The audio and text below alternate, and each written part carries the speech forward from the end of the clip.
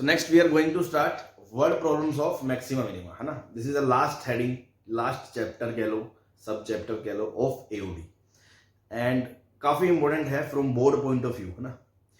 And इसमें दिक्कत भी आती है. क्यों? अभी तक तो मैक्सिमा मिनिमा में क्या एक फंक्शन दे दिया जाता है, बोलता है इसका मैक्सिमा निकाल दो, मिनिमा निकाल दो, तो बच्चा F dash F double dash निकालने बोल के कर लेता है. इसमें पहले तो प्रॉब्लम को पढ़ना पड़ेगा, 3-4 पन्ने लाइनों का क्वेश्चन होगा. फिर आपको उसका फिगर बनाना पड़ेगा, उसके अंदर आपको समझना पड़ेगा क्या तो आपको पता है, क्या नहीं पता है, क्या मैक्सिमाइज करना है. वेरिएबल शेरिएबल खुद मानने पड़ेंगे, इक्वेशन कंस्ट्रेंट्स खुद लिखनी पड़ेंगी, ये खुद पता करना पड़ेगा किस चीज का मैक्सिमा या मिनिमा पूछे. फिर उसको एक फंक्शन बनाना पड़ेगा. अगर वो सिंगल वेरिएबल नहीं है तो सिंगल वेरिएबल में लाना पड़ेगा, बिकॉज हमने तो कैलकुलस सिंगल वेरिएबल में ही पढ़ी है ना भाई. F x is the function of x only, तभी तो उसका d y by d x double derivative हमें आता है. एक्स और वाई का मिक्स फंक्शन है तो उसके लिए थोड़ी हमने पढ़ा ऐसा कुछ. मल्टी वेरिएबल्स में तो हमने नहीं पढ़ा. तो सिंगल वेरिएबल में या तो वो होगा और मोस्ट ऑफ द टाइम वो नहीं होगा, बट कोई ना कोई ज्योमेट्रिकल रिलेशन यूज करके, जैसा रेट ऑफ चेंज में करा था, आप दूसरे वेरिएबल को उसमें कन्वर्ट कर लोगे. जैसे मैंने बताया था ना, सिलेंडर का वॉल्यूम है मान लो पाई आर स्क्वायर एच है, तो देखने में आर और एच दो वेरिएबल है, आप किसी एक के रिस्पेक्ट में डिफरेंशिएट करोगे सपोज, तो आर और एच में कोई रिलेशन भी पता होगा ताकि वो एक दूसरे में कन्वर्ट करके सिंगल वेरिएबल में एक्सप्रेशन आ जाए. देन आप उसका मैक्सिमम मिनिमा लिखोगे. और मैक्सिमम मिनिमा निकालने के लिए फिर या तो आप किसी और मेथड से, अगर आपको दिख रहा है कि AMGM है, ट्रिग्नोमेट्रिक फंक्शन है या क्वाड्रेटिक है, सीधे दिख जाए मैक्सिमम मिनिमम वैल्यू तो कोई दिक्कत नहीं है. और अगर नहीं दिखे तो अपन क्या करेंगे, उसको एक फंक्शन की तरह ट्रीट करेंगे. नाउ उसका मैक्सिमम मिनिमा निकालना है तो उसके लिए अपन क्या करेंगे, उसका एफ डैश निकालेंगे, उसके रूट्स निकालेंगे जहां वो जीरो हो रहा है, प्लस माइनस देखेंगे, वहां से जो मैक्सिमा आ रहा है वो आंसर आएगा और उस पर जो वैल्यू आएगी वो मैक्सिमम वैल्यू अपन आंसर देंगे लोग, है ना. और अगर मान लो फर्स्ट डेरिवेटिव से नहीं पता चले तो एनसीईआरटी में ज्यादातर सेकंड डेरिवेटिव से ही करा हुआ वर्ड प्रॉब्लम्स में, तो सेकंड डेरिवेटिव करेंगे उस पॉइंट पे, और वो जो इनपुट आया था फर्स्ट डेरिवेटिव से वो उसमें पुट करेंगे. अगर वो नेगेटिव आ जाता है तो मतलब वो मैक्सिमा है, अगर वो पॉजिटिव आ जाता है तो मतलब वो मिनिमा है. तो ये एक थोड़ा सा लेंथी प्रोसीजर रहता है, 5 मिनट आराम से लग जाते हैं ऐसे क्वेश्चंस करने में, है ना. शुरू में तो शायद कुछ क्वेश्चंस में आपको ज्यादा भी लगे, तो वो ये प्रैक्टिस करोगे तो सारी चीजें हो जाएंगी.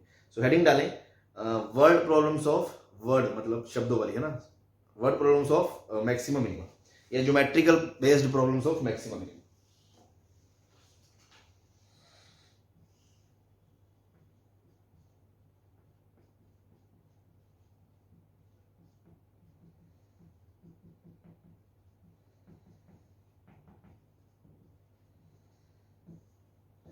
अब इसमें अगेन किसी क्वेश्चन में सिलेंडर है, किसी में स्फीयर है, किसी में कुछ है, किसी में प्रिज्म है, किसी में पिरामिड है, तो आपको सबके फॉर्मूले पता होने चाहिए. तो पता ही होंगे आपको, बट फिर भी फॉर्मूले मैं एक बार लिखा दूं ताकि किसी को नहीं पता तो वो लिख ले, है ना. साथ साथ आप लिख लें तुरंत. सबसे पहले मान लो बात करते हैं अपन किसकी, क्यूब की, है ना. सबको पता है क्यूब कैसी होती है.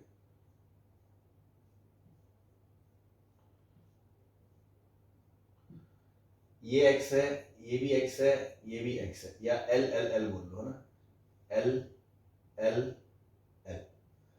तो जो वॉल्यूम होता है इसका वो होता है L क्यूब, और जो टोटल एरिया होता है, टोटल एरिया, तो देखो 6 फेसेस है इसके और हर फेस एक स्क्वायर है, स्क्वायर का एरिया साइड स्क्वायर होता है, तो 6L स्क्वायर हो जाएगा. हाँ जी. ऐसी क्यूबॉइड होता है ना, माचिस की तरह.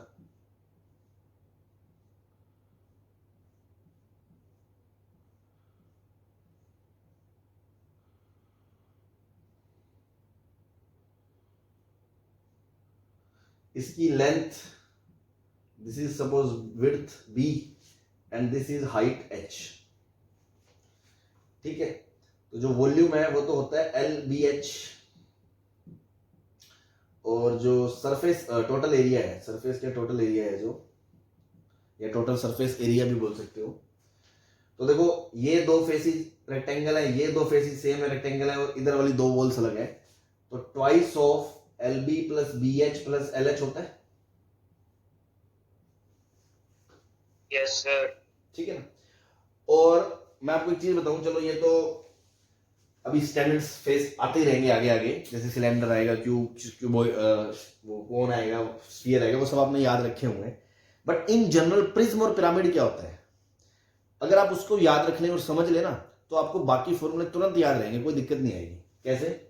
हालांकि बाकी बचपन से रटे हुए हैं आपने, बट एक अब अपन बड़े हो गए, वेक्टर 3D जब अपन पढ़ेंगे तो प्रिज्म पिरामिड जैसे क्वेश्चंस आते रहते हैं, तो पता होना चाहिए प्रिज्म पिरामिड क्या है। तो अगर मैं प्रिज्म की बात करूं सबसे पहले, तो प्रिज्म का जो मतलब होता है वो होता है बेसिकली, प्रिज्म पता है किसको बोलते हैं? इन जनरल एक नीचे बेस है, वो बेस कुछ भी हो सकता है, वो ट्रायंगुलर हो सकता है, वो स्क्वायर हो सकता है, वो रेक्टेंगल हो सकता है, वो सर्कुलर हो सकता है, सर्कुलर मतलब जनरली नहीं, मतलब सर्कल टाइप बोल सकते हो, एंड पेंटागन हो सकता है, हेक्सागन हो सकता है, कुछ भी हो सकता है, डेकागन हो सकता है। एक बेस है और सेम ये बेस ऊपर रख दो थोड़ी हाइट पे, और ऐसे ऐसे पॉइंट्स मिला दो सिमेट्रिकली, तो वो जो शेप बनती है दैट इज कॉल्ड प्रिज्म। जैसे ये है, एक बेस है, एक सेम बेस ऊपर है, और ऐसे परपेंडिकुलरली आपने मिला दिया, this is called right prism, है ना। जैसे मान लो एक नीचे बेस है और ऊपर भी एक बेस है से, और आपने इसको मिला दिया, इसको इससे मिला दिया, इसको इससे मिला दिया, इसको इससे मिला दिया, इसको इससे मिला दिया, इसको इससे मिला दिया, तो दिख नहीं रहा होगा इतना अच्छे से यहाँ पे, है ना। कुछ मेरी ड्राइंग भी बहुत सुंदर है, तुम्हें पता है, तो तुम समझ गए होगे मैं कहना क्या चाह रहा हूँ। इस तरह से इसको इससे मिला दिया, इसको इससे मिला दिया, इसको इससे मिला दिया, इसको इससे मिला दिया, इसको इससे मिला दिया, इसको इससे मिला दिया, समझ गए? है ना। ये प्रिज्म होता है। इन जनरल प्रिज्म कोई भी हो, कोई भी बेस हो, उसका जनरल फॉर्मूला मैं बता देता हूं। वॉल्यूम का जो फॉर्मूला होता है ना, वॉल्यूम का, वो हमेशा होता है area of base into height होता है, area of base into height होता है, ठीक है। जैसे मान लो सिलेंडर है, तो आप सिलेंडर को प्रिज्म की तरह देख सकते हो, सेम बेस है, मिला दिया, तो एरिया क्या होता है? पाई आर स्क्वायर, और हाइट क्या होती है? एच, तो वॉल्यूम क्या आ गया? Pi r square into h आ गया। यहां पे देख लो, बेस का area l b into height h, l b h. तो कोई भी प्रिज्म हो, सिमेट्रिकल ऐसा बेस होता है, हाइट ऐसे मिलाई दी जाता है, तो area of base into height in general formula है प्रिज्म के वॉल्यूम निकालने का। कल को आपको नीचे कोई पेंटागन दे दे, तो आप पेंटागन का एरिया निकाल के इंटू हाइट कर देना, आंसर आ जाएगा। सरफेस एरिया, है ना, लेटरल सरफेस एरिया बोलते हैं कुछ लोग इसको, है ना, या फिर अपन बोल सकते हैं कि सिर्फ सरफेस एरिया लिखा है ना, मतलब टोटल एरिया नहीं कह रहा मैं, सिर्फ सरफेस एरिया जो ये साइड साइड में है, समझ लो। जैसे सिलेंडर का साइड साइड वाला क्या होता है? पाई आर एल होता है ना, पाई आर एल, हाँ जी, yes, पता है ना आपको? yes, ठीक। तो वो जो एरिया होता है वो होता है perimeter of base into height, perimeter of base into height. तो जैसे सिलेंडर की देखो पेरीमीटर क्या होगी? 2 पाई आर इंटू एल, तो एरिया क्या हो गया? 2 पाई आर एल। हाँ, एरिया 2 पाई आर एल होता है, मैंने अभी पाई आर एल गलत बोल दिया था। सरफेस एरिया क्या होता है? 2 पाई आर एल होता है। तो आप प्रिज्म को सिलेंडर से समझ के याद रख सकते हो कि देखो बेस का perimeter 2 pi r into l. अगर मान लो ये है, तो ये साइड्स को जोड़ के पेरीमीटर निकाल के इंटू हाइट कर दो, तो उससे क्या आ जाएगा आपका? वो आ जाएगा सरफेस एरिया। और उसको आप समझ सकते हो ना, जैसे मान लो ये एक शीट होगी, पेरीमीटर मतलब एक शीट, तो ऐसी शीटें रखते जाओ रखते जाओ रखते जाओ रखते जाओ, पाइल अप करते जाओ, तो पूरा वो साइड वाला एरिया तो बनेगा। yes, तो बस perimeter of base into height, तो साइड वाला सरफेस एरिया आ जाता है। अब इसमें बोलो टोटल एरिया, या इसको कर्व्ड एरिया भी बोल सकते हो ना, कर्व्ड एरिया ना। अगर मैं बोलूं total surface area, total surface area तो साइड वाला तो हो ही गया, perimeter of base into height, ये तो हो ही गया, प्लस ऊपर नीचे का टॉप भी तो है, तो 2 times area of base, 2 times area of base. तो जैसे इसमें देखो साइड वाला क्या होता है? 2 पाई आर एल होता है, और टोटल क्या होता है, टोटल वो होता है 2 pi r l plus 2 pi r square होता है ऊपर नीचे का। हाँ जी, यस सर। बस तो ये इन जनरल प्रिज्म के लिए बात हमने कर ली।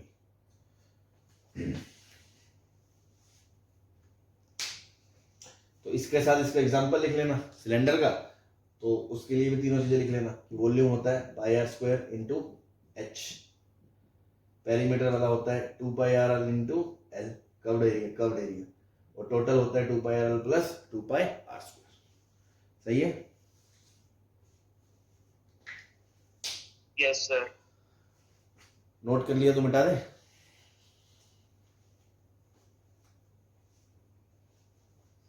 Yes sir. चलो, ऐसी इन जनरल एक शेप होती है पिरामिड। पिरामिड क्या होता है? पिरामिड तो आप देखो नाम से ही है ना, मिस्र के पिरामिड सुना होगा तुमने। ऊपर चोंच होती है एक, और उससे बेस को मिला दिया जाता है। जैसे एक नीचे बेस है, बेस कुछ भी हो सकता है, may be triangular, may be hexagon, may be decagon. उसके जो वर्टिसेस हैं, वर्टिसेस एक ऊपर वर्टेक्स लो, उसको उन सब वर्टेक्स से मिला दो, तो जो साइड वाले शेप्स होंगे वो हमेशा ट्रायंगुलर बनेंगे। Yes sir. Yes sir. बस सपोज ऐसा है बेस, और ये है आपका वर्टेक्स, तो इससे इसको मिला दो।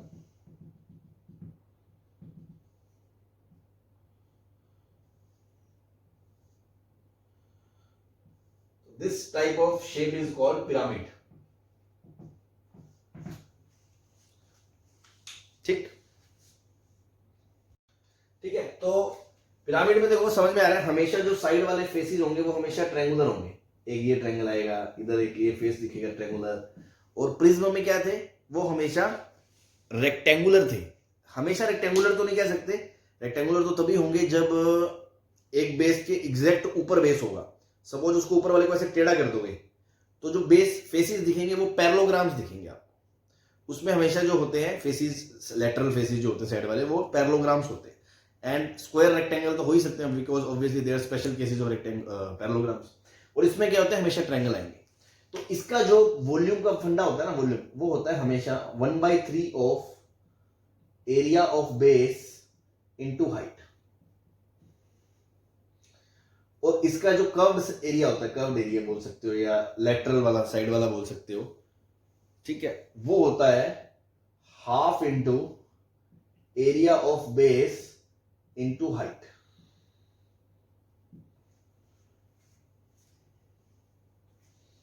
ठीक है,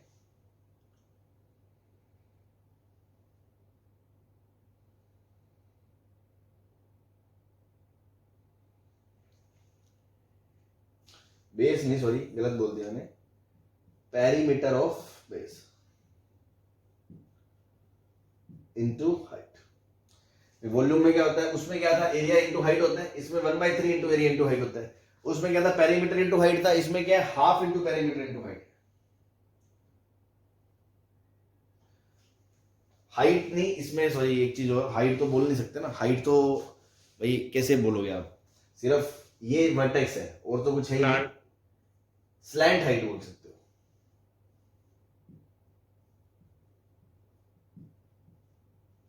slant height is basically this distance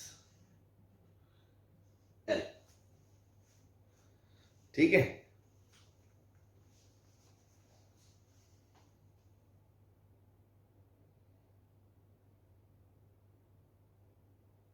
हाँ जी। Yes sir. तो इसको आप याद करने के पॉइंट ऑफ व्यू से कि सर हमें कैसे याद रहेगा, इससे रिलेटेड एग्जांपल आप कौन से याद कर सकते हो कि कौन कैसा होता है। देखो भाई, नीचे बेस सर्कुलर आ गया, अदरवाइज है तो पिरामिड जैसे ही। तो इसका देखो वॉल्यूम क्या होता है, 1/3 into area of base pi r square into h. इसका जो ये साइड वाला एरिया होता है लेटरल, ये होता है curved area, that is half into perimeter of base 2 pi r l, 2 pi r into slant height l. तो क्या ये पाई आर एल होता है? Yes sir. एक चीज और, यहाँ पे आपने क्या बोलते हैं, किसी ने बोला नहीं, एल एल बोल रहा था मैं, इसमें तो एल और एच सेम ही हो गया ना, तो ये एच ही होता है, 2 पाई आर इंटू एच हो गया, बस एल का तो कोई रोल ही नहीं है,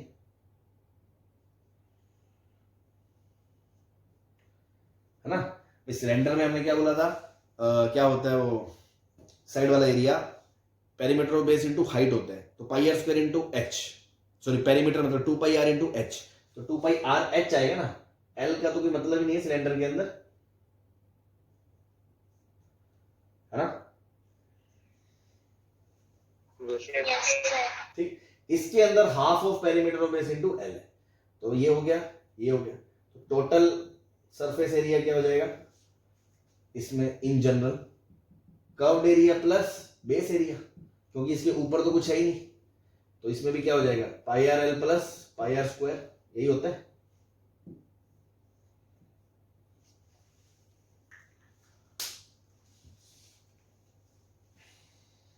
Yes, sir. ठीक है, तो इस तरह से आप ध्यान रख सकते हो, कल को कोई ऐसे फिगर बना के दे दे तो अपना इस फॉर्मूलों की वजह से नहीं अटकना चाहिए। बाकी तो अपन जो क्वेश्चंस करेंगे वो देखेंगे, नोट कर लो इसको।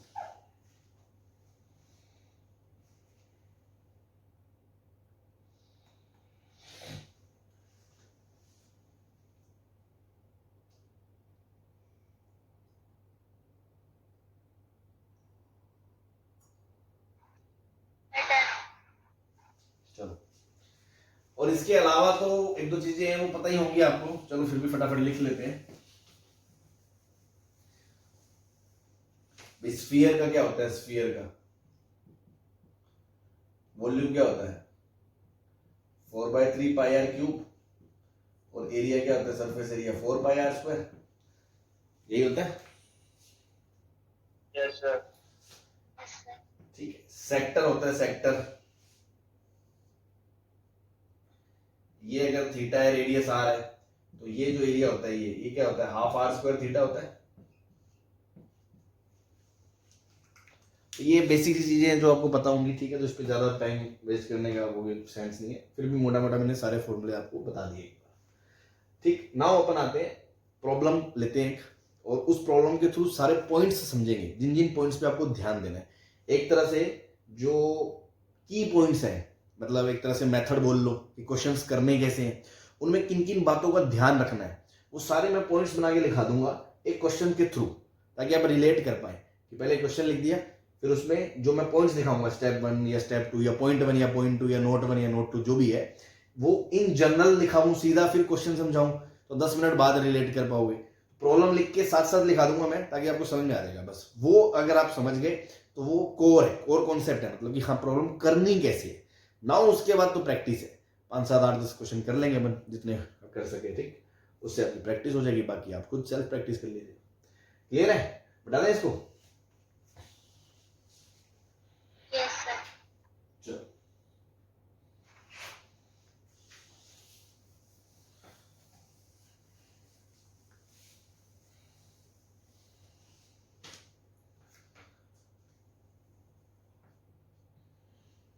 how to solve problems।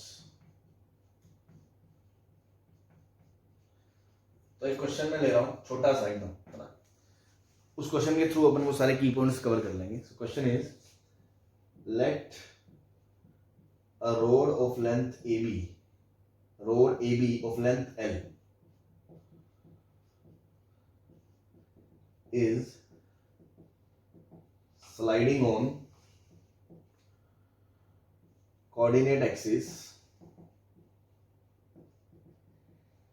such that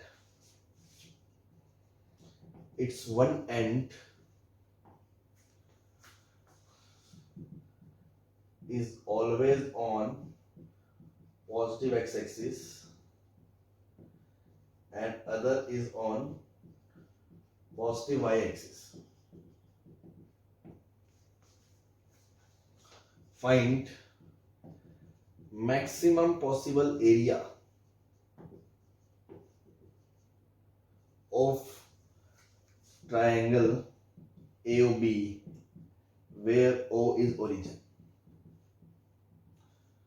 ठीक, एक प्रॉब्लम मैंने लिख दी, अब मैं समझा रहा हूं इसमें क्या कहा है कि कोऑर्डिनेट एक्सिस सिस्टम है, ये एक्स एक्सिस है, ये वाई एक्सिस है। इसके ऊपर एक रोड डांस कर रही है ना, लेडर कह सकते हो, रोड कह सकते हो, जो भी है, डांस कर रही है। मतलब आप ऐसे समझे कि वो इस तरह है। इस पे देखो, जैसे ये मार्कर है ना, मार्कर को देखो, पहले ये लाइन छोड़ दो।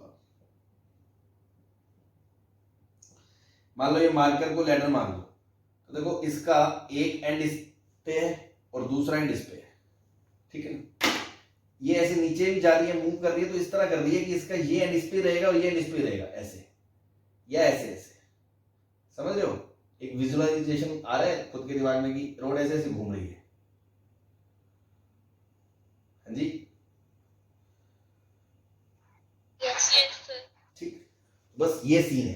तो ऑब्वियसली कभी वो रोड इस पोजीशन में होगी, कभी इस पोजीशन में होगी, कभी इस पोजीशन में होगी, कभी इस पोजीशन में होगी।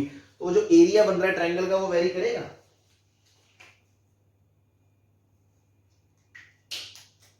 है ना। Suppose it is given to A point is this, B point is this,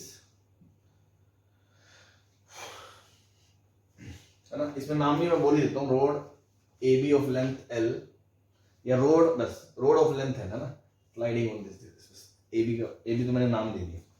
तो ये जो एरिया है ना, ये जो area, this is varying and this area is to be maximized. ये मैक्सिमम कितना हो सकता है? पहली बात तो ऐसे क्वेश्चंस में फीलिंग ना उठाएं कि मैक्सिमम मिड पॉइंट पे होगा, ऐसा होगा, वैसा होगा, ऐसा कुछ नहीं होगा, पहली बात, ठीक है। तो जो स्टेप 1 है, मैं अब चीजें बता रहा हूँ साथ साथ। तो हमेशा अब ये जो स्टेप्स है वो सिर्फ इस क्वेश्चन के लिए नहीं है, वो इस पूरे चैप्टर के लिए है कि first try to make diagram.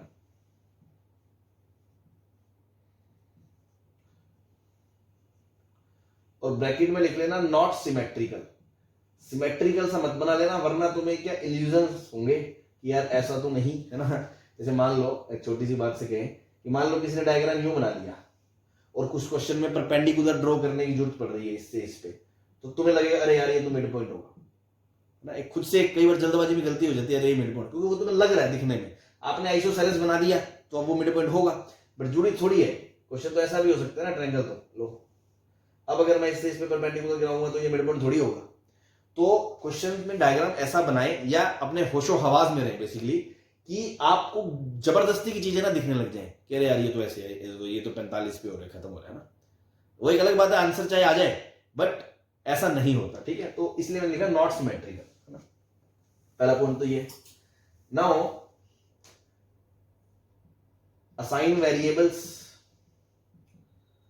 Assign variables, भाई चीजें अब आपको एरिया लिखना है, अब कुछ नहीं पता आपको, वो तो ये बोल के चला गया, डायग्राम आपने बनाया, अब क्या मैक्सिमाइज करूं, क्या मिनिमाइज करूं, कुछ फंक्शन तो बनाना पड़ेगा, फंक्शन के लिए कोई वेरिएबल्स तो डालने पड़ेंगे, तो मैं कुछ तो करूंगा, शुरुआत कहां से करूंगा।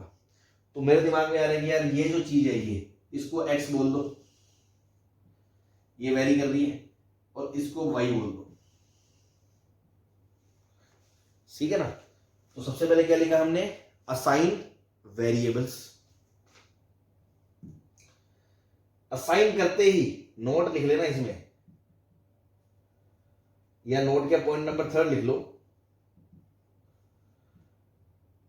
गिव या सी restrictions on variable also।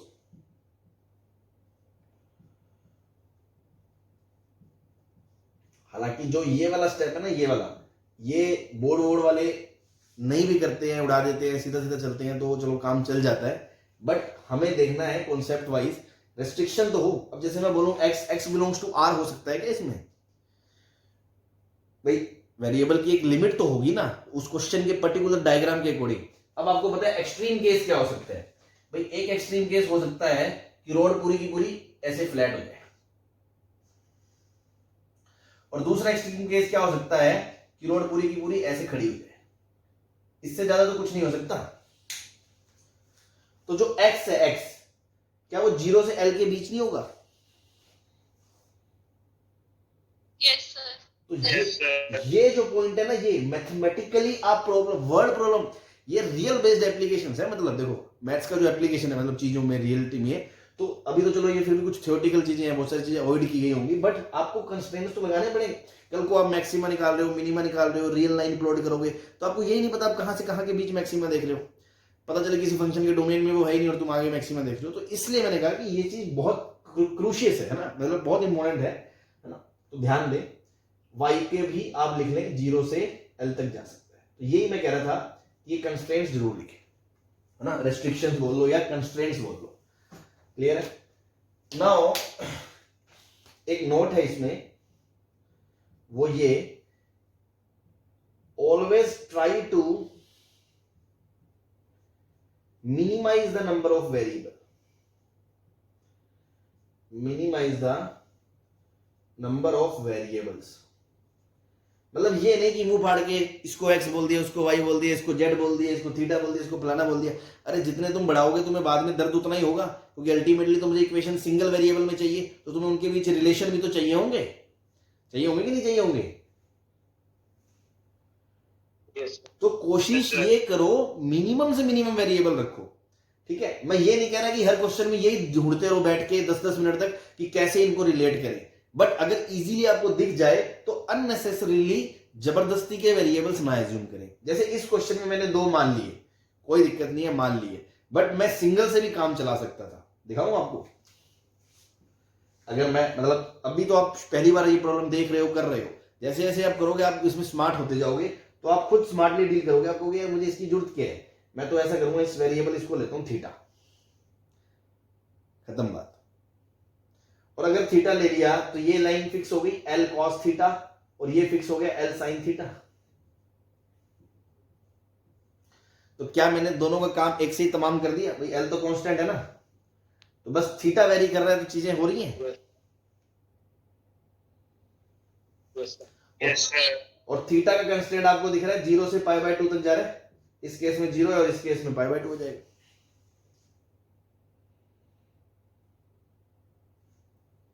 Yes, sir. है ना?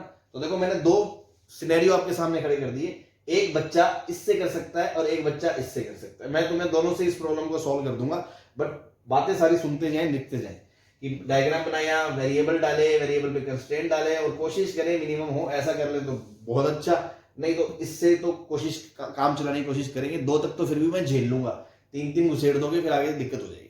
ठीक है, पॉइंट यही था। नेक्स्ट, अब उस क्वांटिटी को तो लिखो जिसको मैक्सिमा या मिनिमा करना है। भाई क्वेश्चन में किसको करना है? भाई हो ऑब्वियसली किसी ना किसी प्रॉब्लम में किसी को मैक्सिमा करना होगा और किसी को मिनिमा करना होगा, तो उस क्वांटिटी को लिखो। और मैक्सिमा या मिनिमा करना है, इसको मैं कंबाइंडली एक वर्ड बोल रहा हूं, ऑप्टिमाइज करना, है ना।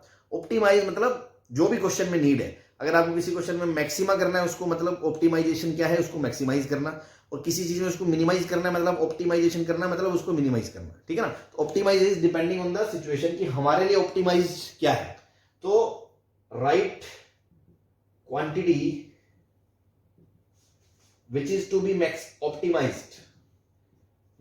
be optimized या ब्रैकेट में लिख ले whose maxima और minima is to be find।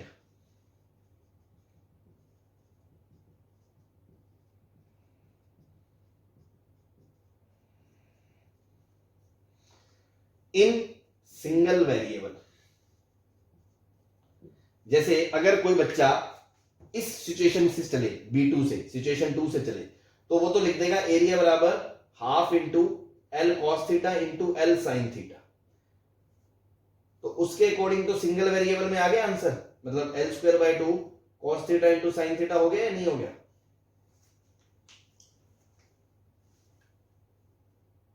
Yes, sir. But अगर बच्चा सिचुएशन 1 के हिसाब से चलोगे तो आप क्या लिखोगे? एरिया बराबर कितना है? Half XY। अब ये 2 वेरिएबल आ गए, अब इसका मैक्सिमम मिनिमम निकालोगे। अगर मान लो डिफरेंशिएशन करके निकालना चाहते हो तो 2 वेरिएबल में तो हमने पढ़ा ही नहीं, तो इसलिए मैंने क्या बोला? राइट दो that quantity which is to be optimized in single variable. तो इस केस में आप रिलेशन ढूंढोगे x और y के केस में, जस्ट लाइक दैट कि उसमें था जैसे सिलेंडर में πr² h है, कोन में 1/3 πr² h है, तो r और h में कोई रिलेशन ढूंढोगे, एक सिंगल वेरिएबल में लेके आओगे तभी तो उसका डिफरेंशिएशन कर पाओगे। नाउ आपको क्लियरली दिख रहा है, इस केस में आप लिख सकते हो क्योंकि x² + y² बराबर L² है, तो आप y की जगह आप ये लिख सकते हो half of x time root of L² minus x²।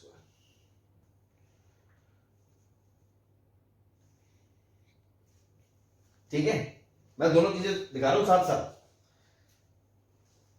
लिख ली क्वांटिटी? Yes, sir. ठीक। नाउ अगला स्टेप क्या है? Find its maxima minima. Find its maxima minima. ठीक,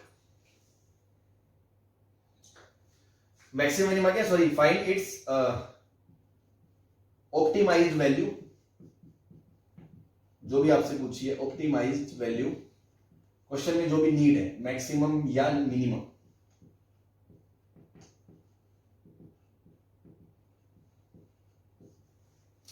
ठीक है ना? तो एक चीज और कि इसके लिए मैं नोट लिखा रहा हूं यहां, it is not necessary to differentiate, to use differentiation method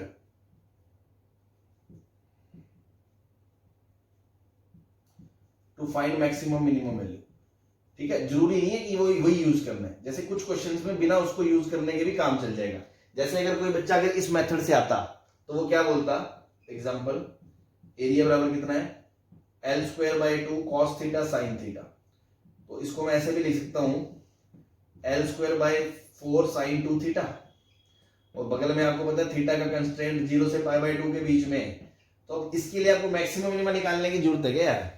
आपको पता नहीं है कि साइन की मैक्सिमम वैल्यू 0 से π/2 है, तो 2 थीटा कहां से कहां तक होगा, 0 से π, तो 0 से π में इसकी मैक्सिमम वैल्यू 1 नहीं होगी? Yes, sir. तो ए मैक्सिमम कितना आ गया, L²/4 आ गया। बस when 2 theta is equals to π/2, that is theta is equals to π/4। Answer आ गया। तो मैंने यही कहा कि जरूरी नहीं है आपको मैक्सिमम मिनिमा निकालने के लिए वही मेथड यूज करना है, डिफरेंशिएशन नहीं करना है।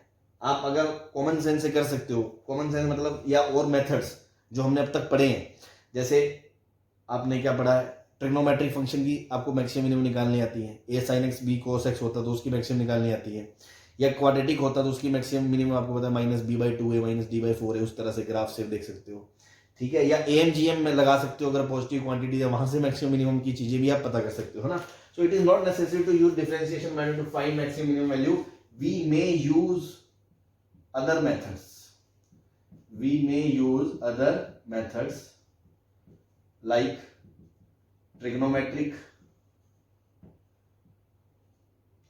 क्वाड्रेटिक, या एल्जेब्राइक, या AMGM। ये सब हम यूज, ये तो जस्ट आपको नोट लिखा रहा हूँ, स्टेप नहीं है। स्टेप तो यही था कि इसकी मैक्सिमम मिनिमम वैल्यू निकालनी है। तो ये तो मैंने ये नोट बताया कि जरूरी नहीं है कि मैक्सिमम मिनिमा से ही करना है। ठीक है, बट एनसीईआरटी के जो क्वेश्चंस हैं या बोर्ड के अंदर आप इसे मत लगाना, अब वो मैक्सिमम मिनिमम डिफरेंशिएशन करके ही लगाना। ठीक है ना? तो मैं अगला वही लिख रहा हूं। और जरूरी नहीं है इसमें भी अपन जो क्वेश्चंस करें, जरूरी थोड़ी है कि हम AMGM या ट्रिग्नोमेट्रिक से वो क्वेश्चन की मैक्सिमम मिनिमम वैल्यू निकाल ही लेंगे। मान लो कोई बच्चा ऐसे करता तो इसको तो मैक्सिमम मिनिमम वो देख के नहीं बता सकता ना।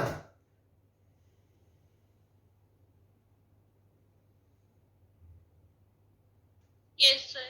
तो जो जनरल मेथड है वो क्या है मैक्सिमम मिनिमम के अंदर, वो यही है जो मैं अब लिखाने जा रहा हूं। ये वाला पार्ट मिटा दो। Yes, sir. ठीक है, तो देखो अगेन डायग्राम बनाया, वेरिएबल दिए, उसमें भी मैंने कहा कम से कम रखो, बस कंडीशंस लिखो, कंस्ट्रेंट लिखो, जो चीज मैक्सिमम मिनिमम करनी है उसको लिखा। नाउ उसको मैक्सिमम मिनिमम एग्जाम में, एंट्रेंस में मैं कैसे मर्जी करूं, अगर मेरा कर पा रहा हूं मैं सही हूं, सही, कोई दिक्कत नहीं। बट बोर्ड में कैसे करना है वो, या इनसे हमसे ना हो क्वेश्चन, जैसे अगर कोई बच्चा दूसरे मेथड से जाए तो करना क्या है, इसके अंदर है ना, इसके अंदर लिख लेना क्या करना है मैक्सिमम मिनिमम निकालने के लिए। फाइंड इट्स डेरिवेटिव,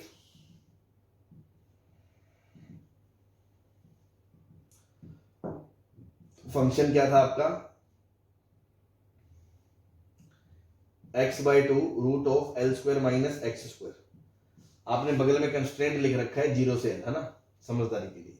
डिफरेंशिएशन कर दो, इसका f' निकाल दो, तो इसको डिफरेंशिएट करोगे तो आएगा root of L² minus x² by 2, plus इसको छोड़ दोगे और ये इसको करोगे तो 1/2 root of l square minus x square minus 2x, 2 से 2 कट गया, हाफ कॉमन आ गया, नीचे l square minus x square common आ गया, ऊपर आ गया l square minus x square minus x square. तो यहां से आपको पता चल गया हाफ ऑफ, नीचे तो root of l square minus x square और अंदर बच गया l square minus 2x square. अब आपको पता है कि इसका जो क्रिटिकल पॉइंट आएगा वो कहां पे आएगा, L square by 2x square, तो एक्स स्क्वायर की वैल्यू आएगी एल स्क्वायर बाई 2, मतलब x की जगह l बाई रूट 2 आ गया। जीरो से l के बीच की बात करनी है आपको, तो l बाई रूट 2 का डेरिवेटिव 0 आ गया। अब इसके इधर की तरफ जाओगे l की तरफ तो वैल्यू नेगेटिव आएगी, यहां प्लस आएगी। क्या ये बात सही है?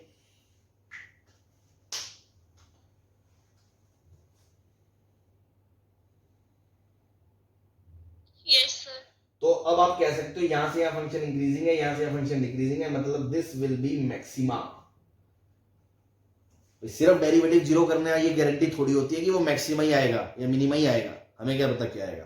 तो उसके लिए आपको या तो स्टेप ये फर्स्ट डेरिवेटिव टेस्ट दिखाना पड़ेगा एग्जाम में, ये देखो प्लस है ये माइनस है, डेरिवेटिव साइन प्लस से माइनस चेंज कर रहा है, मतलब ये मैक्सिमा आएगा। इसलिए मैक्सिमा क्या आएगा, एल बाय रूट 2।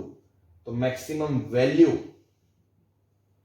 क्या आएगी, एल बाय रूट 2 रख दो इसमें, तो l by 2 root 2, again l by 2 root 2। Answer देखो वही आया एल स्क्वायर बाय 4। और तुम्हें समझ में आ गया होगा, देखो ये कितना शॉर्टकट था और इससे थोड़ा सा लेंदी हो रहा है, ठीक है।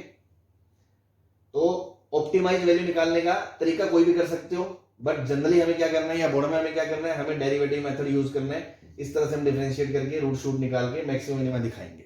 अब मैक्सिमम मिनिमा दिखाने में भी अगर फर्स्ट डेरिवेटिव से आप दिखा पाओ तो ठीक, नहीं तो क्या करोगे आप, एफ डबल डैश डेरिवेटिव निकालोगे। इसका निकालने की मेरी इच्छा नहीं थी तो मैंने नहीं निकाला, अगर निकालते तो डबल डेरिवेटिव में ये रखते एल बाय रूट 2, अगर वो नेगेटिव आता तभी आप बोलते वो मैक्सिमा है। तो आपको ये शो करना पड़ता एग्जाम में कि देखो ये है इसलिए ये मैक्सिमा ही है, पर हमें जरूरत नहीं पड़ी तो हमने तो फर्स्ट डेरिवेटिव टेस्ट से ही बता दिया। क्लियर है?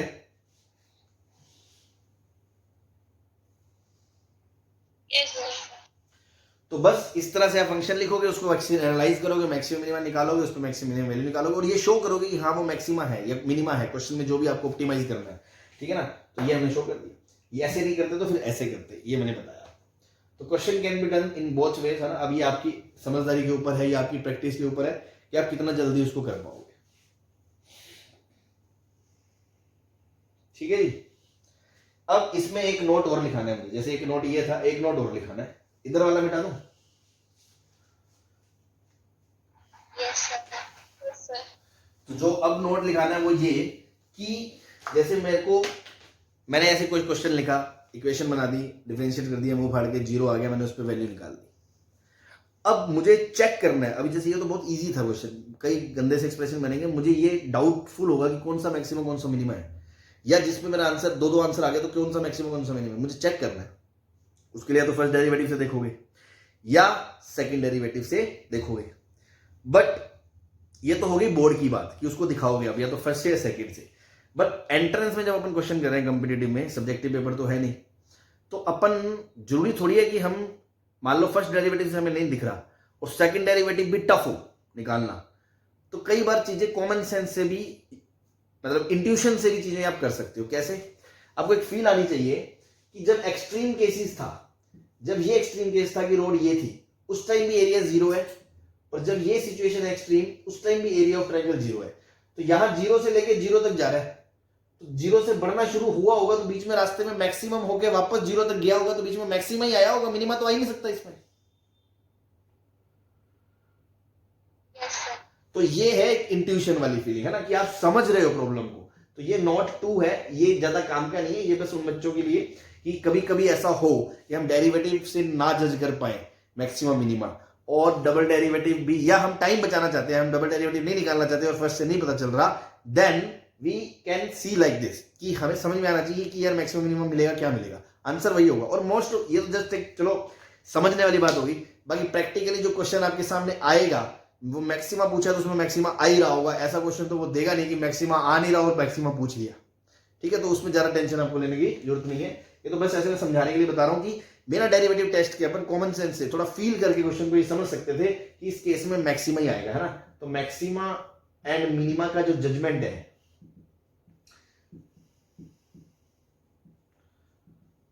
Can be done like this, है ना,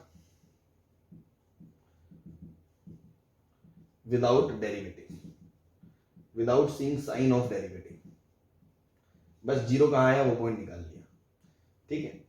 और इवन अगर आप ये पॉइंट ड्रॉप करना चाहो ड्रॉप कर सकते हो, कोई खास बात। बाकी सारा तामझाम समझ में आ गया, प्रॉब्लम पढ़ी, डायग्राम बनाया, वेरिएबल लिए, कंस्ट्रेंट लगाया, ठीक है। बोर्ड में कंस्ट्रेंट वाला पार्ट पे भी शायद इतना ज्यादा ध्यान नहीं दिया जाता, तो आप एनसीईआरटी के सोल्ड एग्जांपल देखना, ठीक। देन एक्सप्रेशन लिखा, सिंगल वेरिएबल में लाए, सिंगल में लाना ही पड़ेगा, चाहे 2 है चाहे 3 है, आपको मिलेगा कुछ ना कुछ, या दिया गया होगा। मैक्सिमा मिनिमा से अगर क्वेश्चन वो होगा, डिफरेंशिएशन करके अगर वो क्वेश्चन होगा मैक्सिमा मिनिमा का, तो सिंगल वेरिएबल होगा ही होगा, क्योंकि डबल डेरिवेटिव में हमने मैक्सिमा मिनिमा पढ़ा ही नहीं है, वो जेईई के सिलेबस में ही नहीं है ना, तो उसको छोड़ो। हाँ, अगर मान लो फिर भी कोई क्वेश्चन एंट्रेंस में ऐसा आ जाए कि जिसमें मान लो आपको लग रहा है कि यार ये डबल डेरिवेटिव मतलब डेरिवेटिव के अंदर, एक्सप्रेशन के अंदर दो वेरिएबल आ गए और दोनों में रिलेशन भी नहीं है, तो पक्की बात है वो क्वेश्चन फिर डिफरेंशिएशन से नहीं हो रहा होगा, वो एएमजीएम या कोई और मेथड लग के हो रहा होगा। बट वैसा क्वेश्चन आने के चांसेस बहुत कम है, जनरली यही आएगा, आप उसमें कन्वर्ट कर लोगे, सिंगल वेरिएबल में ले आओगे। एग्जाम में आप कैसे मर्जी उसकी रेंज निकाल सकते हो तो निकाल लो अगर जल्दी, अदरवाइज उसको डिफरेंशिएट करो, रूट्स निकालो, साइन देखो, मैक्सिमम मिनिमम आपको मिल रहा है, बस उस पर वैल्यू रख दो, वो आपका आंसर आ गया। क्लियर है? हाँ जी, यस सर।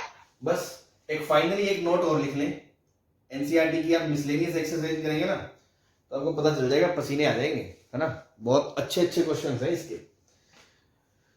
तो उस नोट में एक चीज ये है, कभी कभी क्या होगा, आप क्वेश्चन जब करोगे आपको रियलाइज होगा कि मान लो कोई चीज का एरिया निकालना है, वॉल्यूम निकालना है, आपने एक्सप्रेशन बनाया, उस एक्सप्रेशन के अंदर समथिंग समथिंग समथिंग और ऊपर रूट शूट आगे गंदे गंदे, तो अगर मैं उसको एज इट इज फंक्शन लूंगा और फिर डिफरेंशिएट करूंगा तो रूट का डेरिवेटिव मतलब एक बहुत झंझट वाला काम है।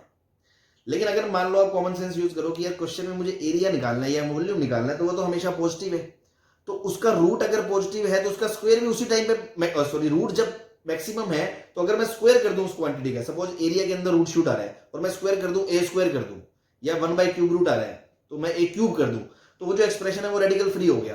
तो अगर मैं उसका मैक्सिमा निकाल दूं तो उसी इनपुट पे ए का भी तो मैक्सिमम मिनिमम आ रहा होगा उसी टाइम पे।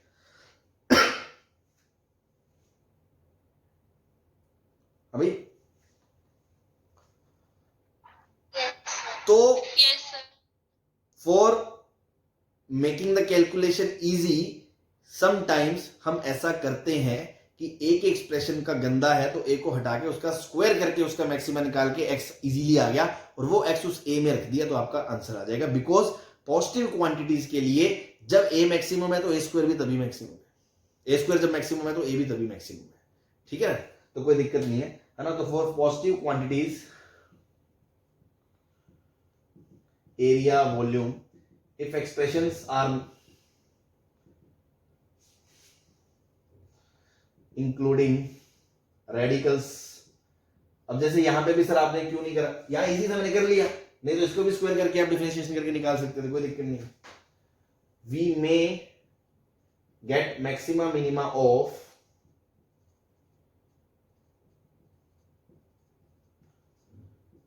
ए स्क्वायर वी स्क्वायर और a cube v cube etcetera, है ना, जो भी हमें नीड है हम उनका करके निकाल सकते हैं।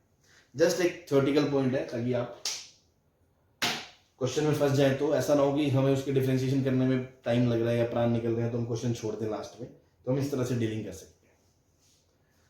I hope this is clear. बस ये पूरा एक मेथड था जो मैंने आई होप तसल्ली बख्श आधा घंटा लेके आपको एक क्वेश्चन के थ्रू समझा दिए।